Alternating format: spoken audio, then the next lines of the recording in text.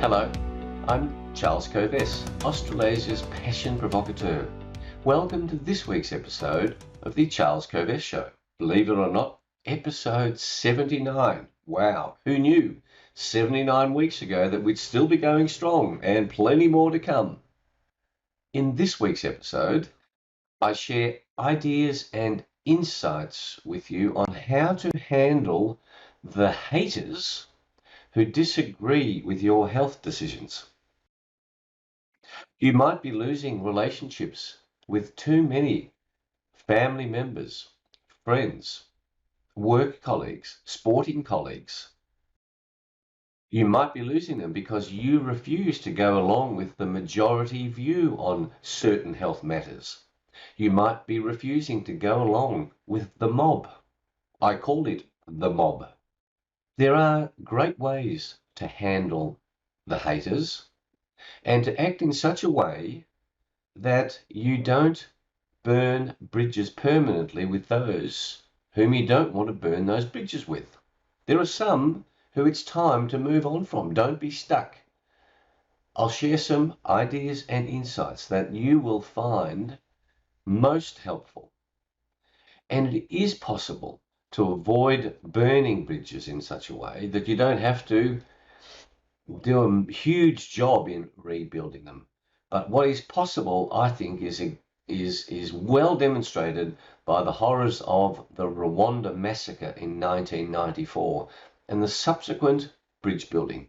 Amazing things are possible between human beings, regardless of the seemingly huge valleys that divide you from others. Stick around. It'll be helpful. This weekly show is founded on the formula SA plus P equals S. Self-awareness plus passion equals success. Your self-awareness, harnessing your passion with that self-awareness, will give you success. I promise you. Since 1993, when I left my successful legal career, I have been speaking at conferences, coaching teams, working with individuals as an executive coach, inspiring them, educating them, provoking them as a provocateur to discover and pursue their passion. It makes the world of difference. As I say in my weekly Monash community podcast, greatness can only be accomplished with passion. It's an amazing resource. I've helped people in all of these ways, and also through my books, Passionate People Produce Passionate Performance. The feedback that I've had from people over the last 28 years since I stopped being a lawyer is that the ideas that I share are profound, and many people have gained new insights into their lives that have transformed their lives because of the decisions that they have taken based on these ideas. I ask you to be open to these ideas. And if you're a regular viewer, if you're a regular listener, then I'm sure you are open. But if you're new to this show, then come with an open mind. This show is also guided by Socrates' famous quote, "The unexamined life is not worth living." So I hope I'm provoking you to examine your life, to examine your beliefs, to examine your principles, to examine your philosophy, to examine the whole question of why on earth are you here? Which is, of course, is the title to one of our earlier episodes. Why on earth are you on this planet? Your passion gives you a clue to why you are on the planet. You are meant to be pursuing your passion, and there's lots of different ways to do that. You can see I'm wearing my red jacket. Red is the color of passion. So that when you see me, you think passion, it reminds you, am I pursuing my passion? Am I trying to find out what my passion is? Or if you see a bright red car or a bright red house or a bright red something, it reminds you, am I pursuing my passion? I hope you are. I hope red is becoming the trigger. I hope I'm triggering you in passionate ways to pursue your passion.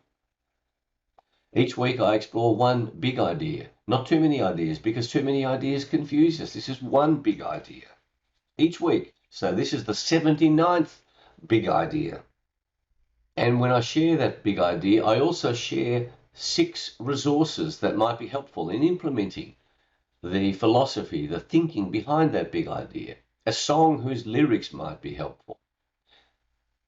A book, a spiritual tip, a health tip, a quote, and some humour. After all, life was not meant to be taken seriously. Some of you know that I'm the chairman of the Australian Institute of Comedy, and I'm on the board of the Australian Cartoon Museum, so humour has always played a part in my life. Please, if you are finding life to be tough, please read some comedy. A book I read recently was Jerry Seinfeld's autobiography. Excellent book. Get hold of it if you want to have plenty of laughs. Or go and watch reruns of your favourite comedy shows. This show is definitely not politically correct. Don't come here looking for political correctness or wokeness or cancel culture or support for Black Lives Matter and all of that nonsense that divides us. I'm not interested in such BS. I also support certain addictions, including addiction to coffee.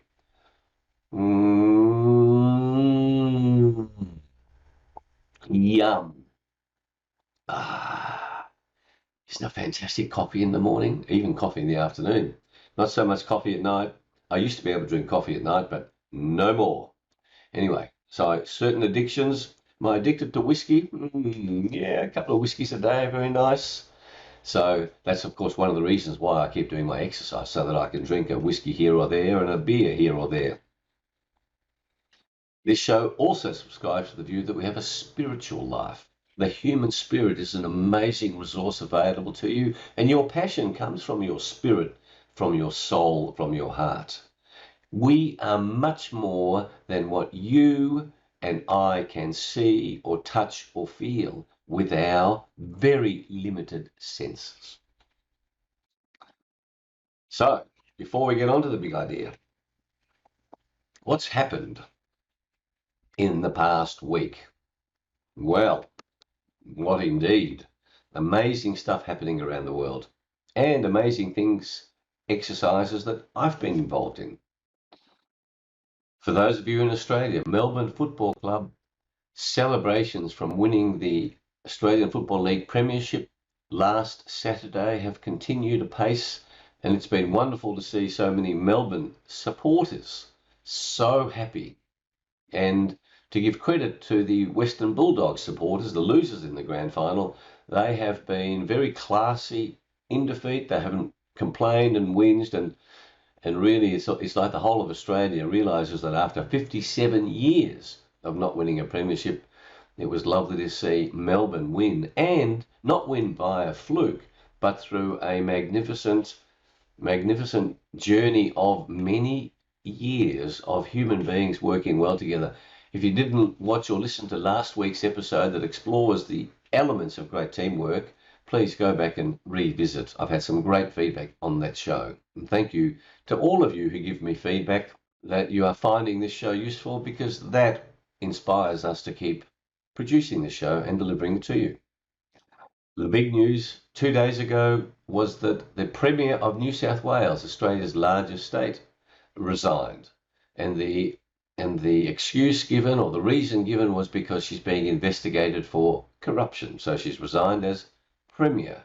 Now, I'm very critical of Gladys's handling of the global drama, because I don't want to be censored. I want you to get access to this show. And quite frankly, Gladys is not much better than most of the other premiers who are destroying our federation. So I have to say, I'm not sad to see her go. Just because she's the best of a bad lot doesn't mean that she's been grossly acting grossly contrary to the Australian Constitution and our Australian way of life. In Victoria, we are the house arrest capital of the world. It's disgusting, it's disgraceful, it is unacceptable. And our Victorian government is a disgrace, and I accuse the Premier, Daniel Andrews, of being a disgrace, of being corrupted and acting contrary to the Australian Constitution and the Victorian Constitution and the Victorian Charter of Human Rights that I have examined in great depth. There is no consideration given to the peoples whose lives are being destroyed by the house arrests that are going on. And now this discredited, incompetent Victorian government is now requiring millions more people to take a jab or lose their jobs. For those of you who are faced with that threat, my mantra to you is this too will pass. I say to you that what's being demanded is illegal, is contrary to the Helsinki Agreement, the Nuremberg Code, the UN Declaration of Human Rights, and I have taken back on my legal mantle, as well as the other activities I'm doing, as a legal strategy consultant, advising strategy and insights to people to help them navigate the imposition of taking a poisonous gene-altering jab. Because if you don't, then you lose your job. And then these premiers and the Prime Minister argues the sophistry. I know these jabs are not mandatory, but if you don't have them, you will lose your job. There are numerous significant cases going on in the courts in Australia and around the world. I think those of you who are questioning the decisions being made by governments and government overreach should be comforted by the fact that there is so much opposition and pushback. You are not alone in opposing government overreach. During the week now, as for the last 9 weeks, I have been involved in the World Council for Health. I urge you to go and visit its website, worldcouncilforhealth.org. There are so many alternative treatments for anybody with any viral problem, but to treat everybody the same with a jab is corrupt, is criminal, is wrong. You have freedom of choice, and for governments to be mandating jabs is corrupt, criminal, and wrong. The World Council for Health has got huge amounts of data on its site. There are 45 medical organisations around the world agreeing that governments are overreaching. What should also give you encouragement is that Sweden, which never imposed house arrest, never imposed mask wearing and ridiculous mandates, it's doing brilliantly. The Croatian Prime Minister has said no jabs for us. Norway, all restrictions have disappeared. There are leaders of countries waking up to the corruption, to the lies, to the idea that every single one of you should be treated in the same way with a needle up your ass. You are free to have the needle up your ass. I'm free not to have it, and so are any of you who do not want to have it. I have no fear of any virus. I promise you, I have no fear, because your body and mine are designed to handle viruses. Just to give you an idea of that, there are 30,000 unmapped viruses in most people. Our bodies are so incredibly complex. For anybody to say that here's the way forward is simply ignorant. I also consider that where we are in handling this government overreach is what I consider the equivalent of World War III.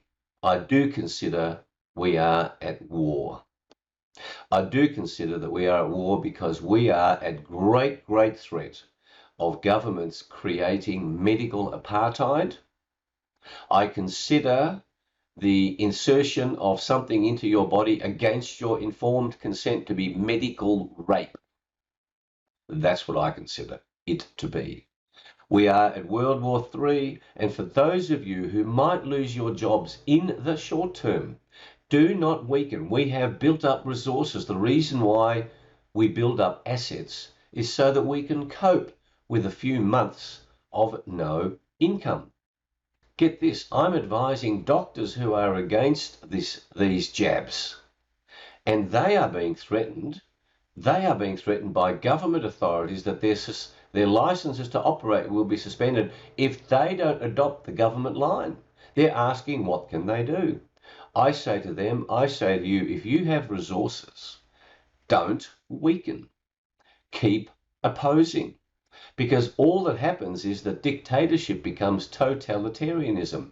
And I'll explain that why in this week's big idea. But these are the issues that are exercising my mind as I carry on during the week. And I assure you that while I'm carrying on with all these big issues, 3 meetings a week at 5 a.m. on Tuesday, Friday, Sunday mornings, I'm on the legal committee of the World Council for Health. I promise you I'm happy. I have learned the art of happiness, of being happy, even when I'm passionately fighting for your freedom, for my freedom of choice, my freedom to live life in the way that I want. I don't want dictators or totalitarians imposing on me contrary to what I think life is about, or what you think life is about. I don't want to impose any restrictions on you. If you want the jab, you go for it. If it makes you feel better, you have it. But learn not to impose on others. And in the meantime, while all this conversation is going on in the environment, choose to be happy. You can be happy. This is a gift that we have. If we have 100 years of conflict, you can still be happy on a day-to-day basis. I urge you to think about that. Now, the big idea. Before we go to the big idea, I ask you to consider looking at our websites, covest.com for corporate programs, charlescovest.com for the self-awareness and passion quest. Subscribe to this podcast, to this YouTube by pressing the bell below. Subscribe to Passion Points to Ponder, and you can find our books Passionate People Produce, Passionate Performance on those websites as well. The Self-Awareness and Passion Quest Manifesto is also available for you as a download. Now for today's big idea.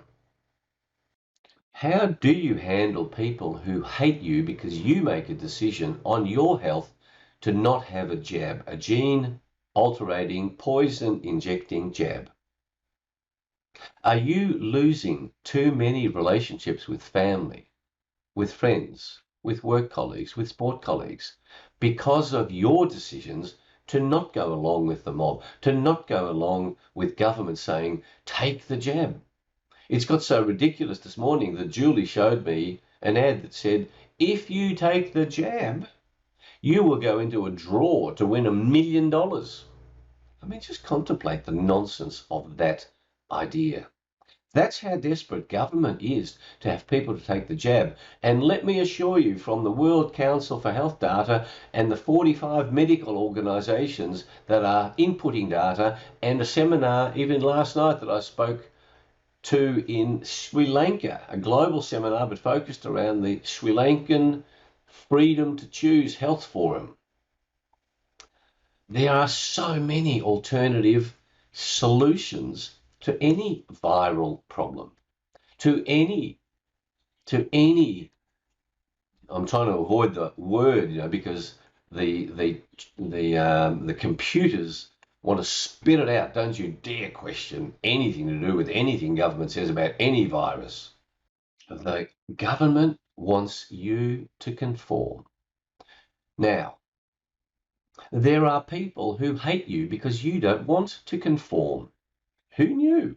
How could that be? Now, just imagine, I've been talking about football. You barrack for one team, someone barracks for another team. Do they hate you because you barrack for that other team? No. But this 20-month journey that we've been on since January, February of 2020 has been a deliberate plan, planned some years prior to that. And our societies right around the world have been put into a state of high fear, high anxiety.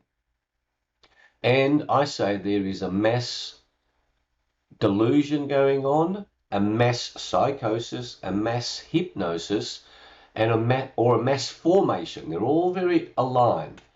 And large numbers of people have bought into the narrative, and they've said, gosh, this virus, this SARS virus, is going to kill us. take this poison when the death rate globally from this thing is less than 0.5%. But the mass delusion comes about because people are put in this state of fear. And then what happens is they buy the narrative. The government, like most dictators, says, here's your pain, but I'm going to give you the result. I'm going to give you relief. Sorry, not the result. I'm going to give you relief from this pain. Just take the jab. Take one for the team. I had yesterday a long conversation with somebody whose friends are no longer friends because they say, just take one for the team. Now, people who are saying this, good friends of yours, are saying this, that you, if you refuse to take the jab, you are causing us around the world to be locked down, to be under house arrest. I say bullshit. It is ridiculous government decisions, government overreach. Our enemy in World War III that is causing these lockdowns, not you exercising freedom of choice. And people who hate you because of your decisions, and people who don't want to be in relationship with you because of your valid decision making, are under psychosis, are under hypnosis. They have drunk the Kool-Aid. Now, there's another issue going on here. Many people's lives do not have meaning. Many people lead meaningless lives. And now suddenly, the thing that gives them meaning is fighting a virus. And so they've bought into the government narrative, they've drunk the Kool-Aid, that's the psychosis, and then in their minds, they think in this state of psychosis, hypnosis, that you, because you don't want to take the jab, you're making their lives harder. My basic response to that is, so what? What other people think of you is none of your business. And I, in the introduction, talked about Rwanda. And when you study what happened in Rwanda, the hundreds of thousands, the millions of people that were slaughtered by people under the Hutus slaughtering the Tutsis, another case of mass psychosis, as were the Salem witch trials, as was the McCarthyism era in the US, hunting down anyone who had breathed any possibility of communism, as happened with Hitler in the mid-30s against the Jews, that all of the problems of Germany were caused by the Jews. It is these mass psychoses that then the government wants the mob to attack you because you are making your own decisions. And one of the things that we as enlightened, more enlightened human beings can do is to forgive those people. You don't, if they terminate a relationship with you, if they hate you, you let it go through to the keeper. I hate you, Charles, because you're sharing this message. So I don't, when I publish, I don't look at anyone who criticizes my work. When I publish something on Facebook or LinkedIn, in fact, I published an article this week on LinkedIn saying that our World War III is fighting government overreach to the threat of a virus. I say that is our World War III. I say we have an existential threat. If you hate me for that, I don't care. And if family and friends and colleagues don't want anything to do with me, I don't care. I forgive them because I consider that they have been hypnotized. They are under psychosis. They have drunk the Kool-Aid of government messaging.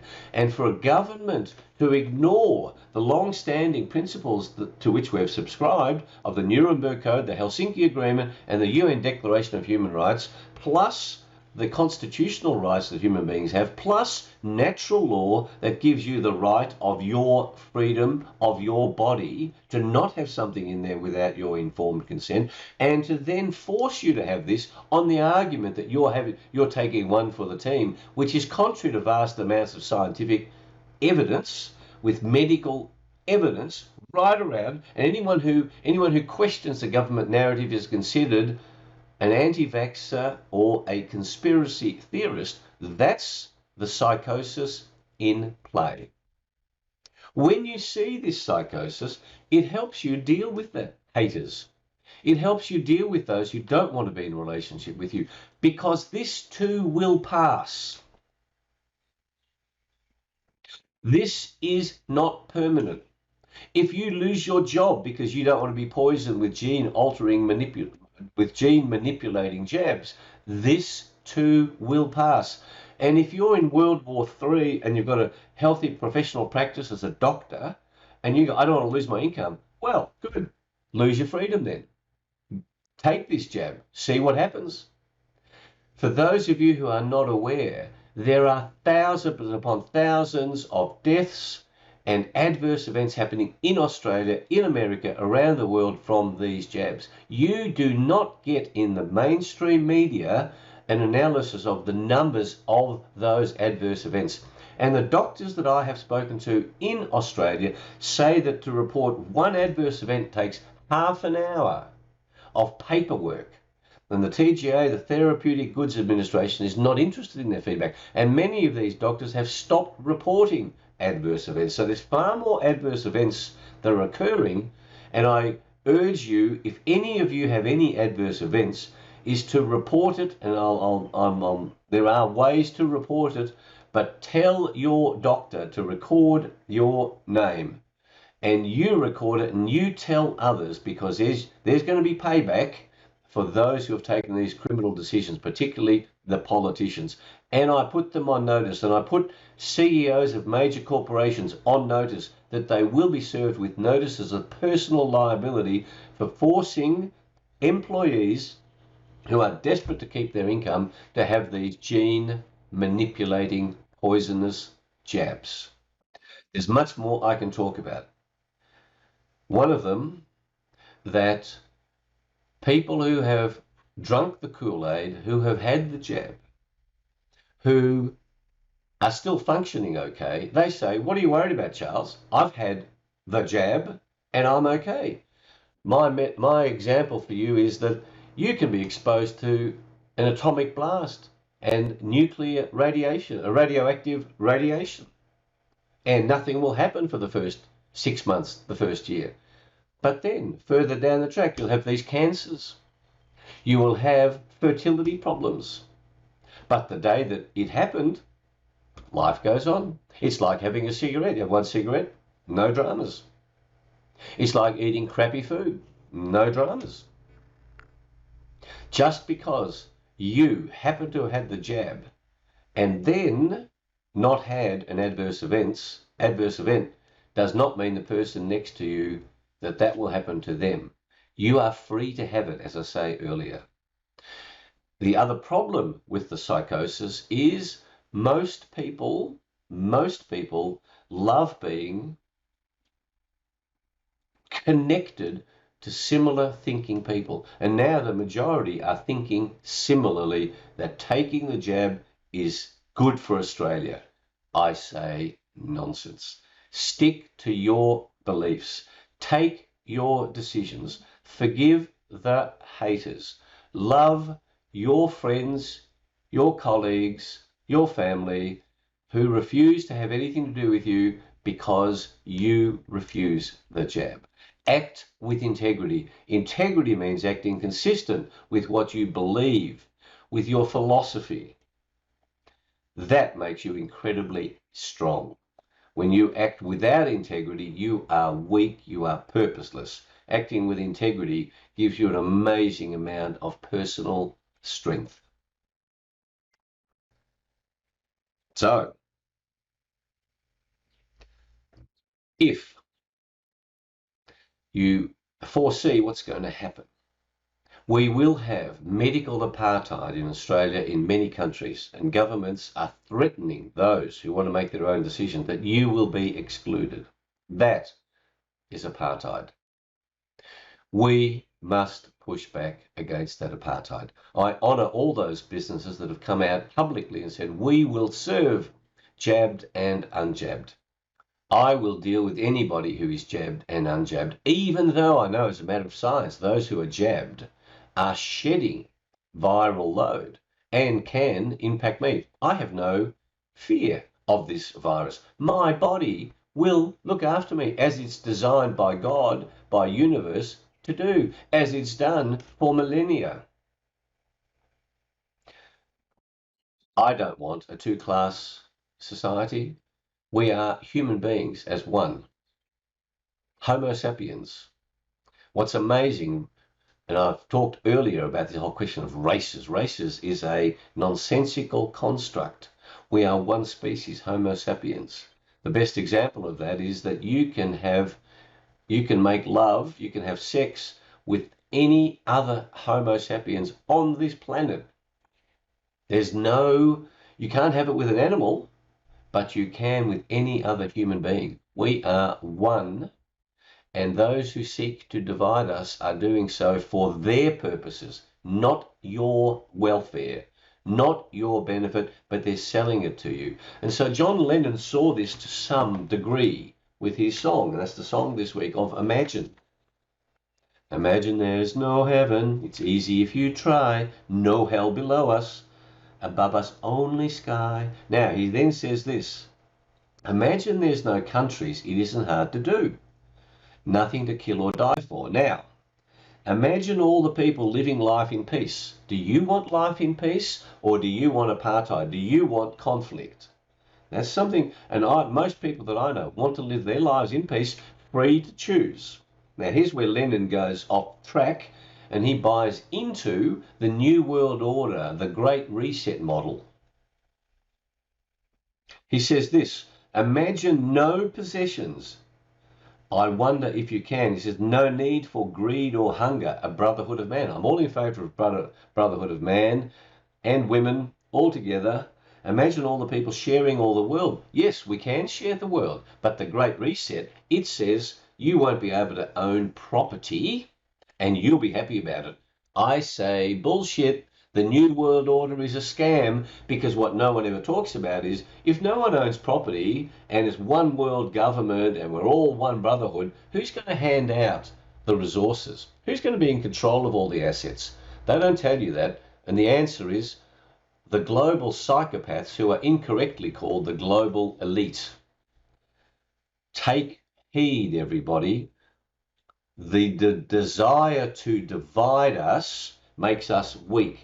People power is incredibly strong. Do you want to hate those next door to you who choose not to have the jab because you've taken the jab? Is that the society you want? Do you want Rwanda? Do you want to be the Hutus who are slaughtering the Tutsis? Is that what you want? No, I don't. That's why I'm sharing this message with you. Buckminster Fuller, and today is going to be a little bit longer than normal, but this is an important message. Buckminster Fuller, in his book Critical Path, he wrote this book, he said, because the future of humanity depends upon it. And he said this in the introduction to Critical Path, the last book he wrote before he died in 1983. And this has guided my thinking. I've thought this way previously, but I've embraced this. He said, I'm convinced that human continuance on our planet now depends entirely upon the intuitive wisdom of each and every individual. Your intuitive wisdom. If your intuition says don't have the jab, then don't. Regardless of those who will hate you, regardless of your family, friends, colleagues who will disown you, you forgive them.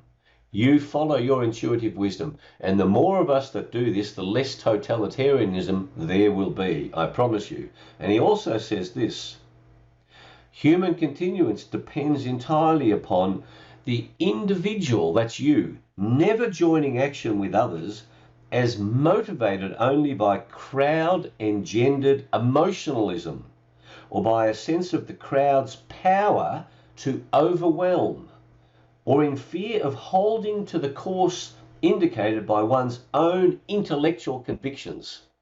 That's my quote for this week. Never join action with others because you're forced by the crowd to do so. Do your own thinking. My book of the week that will reinforce that is The Subtle Art of Not Giving a F, written as F***CK. Mark Manson, not Charlie Manson's son. And I've taken a risk And for those of you who are under 18, well, you can cope with that. I'm sure you've seen many TV programs. This is an excellent book that will reinforce in practical ways of how to do your own thinking, and you don't give a toss. My health tip is that you research the benefits of coffee. That was a bit of a joke. Of vitamin D, vitamin C, and zinc. Vast numbers of medicos with protocols that are being shared on the World Council for Health. Vitamin C, D, and zinc are wonderful resources to help your body cope with any virus.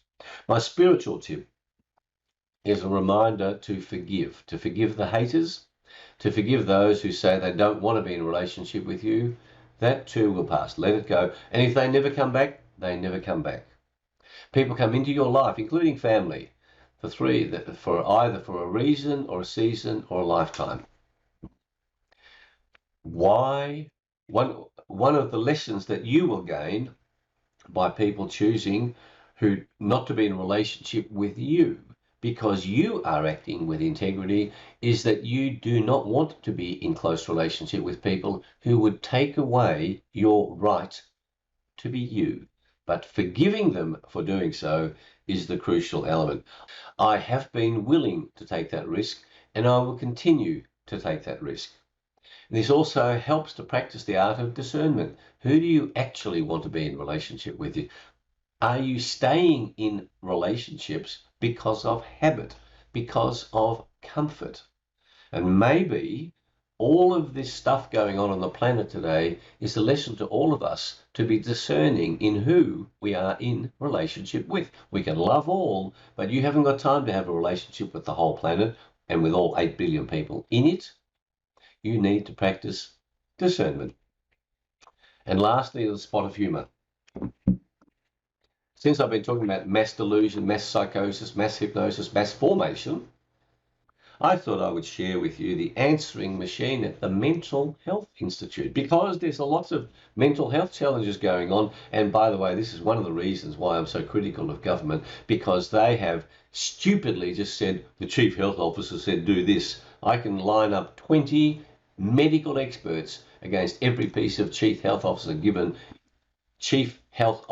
advice given in this country who will go contrary to that advice. Anyway, back to a bit of humour. This is a transcript that's been typed up at the Mental Health Institute recently. Hello and welcome to the Mental Health Hotline. If you are obsessive compulsive, press 1 repeatedly. If you are codependent, please ask someone to press 2 for you. If you have multiple personalities, press 3, 4, 5, and 6. If you are paranoid, we know who you are and what you want. Stay on the line so we can trace your call. If you are delusional, press 7 and your call will be transferred to the mothership. There you are. That's what government says I am. You see, government says I'm delusional. I better go and talk to the mothership. If you are schizophrenic, listen carefully and a small voice will tell you which number to press. If you are a manic depressive, it doesn't matter which number you press, no one will answer. If you have a nervous disorder, please fidget with the hash key until a representative comes on the line. And lastly, if you have amnesia, press 8, state your name, address, phone number, date of birth, social security number, and your mother's maiden name. And it goes on. I got to share this last one with you. If you have bipolar disorder, I've talked about mental disorders, by the way, and many of them are not disorders at all. But anyway, if you have bipolar disorder, please leave a message after the beep or before the beep or after the beep.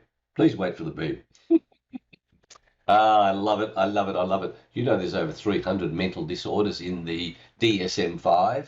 Over 300, see, they're increasing amazingly. And so what's happening on the planet is perhaps related to this idea that we're all suffering from mental disorders. Isn't that an exciting idea? I say that each one of us is a weirdo, so we're all suffering from mental disorders, and that means that if you haven't got it, that having a mental disorder is what makes you human. So, enough frivolity. Stop having fun, Charles. That's it for today's big idea. Think about how this idea can transform your life, your relationships, while we are in the midst of World War III, fighting government overreach. That's the enemy, not a virus. That's not the enemy. It's government overreach that's the enemy. Visit our websites again. I invite you, covest.com, charlescovest.com. Subscribe to Passion Points. Buy our books, Passionate People Produce. Passionate Performance. Subscribe to the YouTube. Subscribe to the podcast. And if you enjoy this show, please share it with your family, friends, even the haters. Share it with them. It might get cut through. You never know. And it might also increase the number of haters that I have. That'll be interesting. Thank you for being with us. Sorry it's a bit longer this week, but these are pretty important matters. World War III is a pretty important issue. I don't think this is just a little thing that's passed and we go back to normal. No, we've had profound shifts on our planet, and I'm implacably opposed to having different classes of people within any country. You are an amazing human being. You can make an amazing impact on the planet, and each one of us that refuses to drink the Kool-Aid is making a positive difference. Have a happy week in the midst of the shit that you need to deal with. Just like Julie and I have to deal with day-to-day shit, but we're happy. It's possible, I promise you. It's a great way to live. See you next week. Bye.